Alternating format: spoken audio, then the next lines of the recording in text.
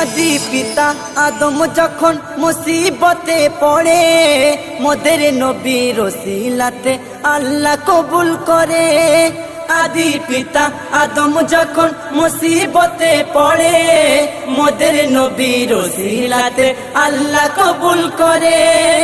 শাফায়াতের বিচারেতে দেখা দিও রে, তো জাহানের বাদশা নবী কমলিওয়ালা রে, দো জাহানের বাদশা নবী কমলিওয়ালা রে।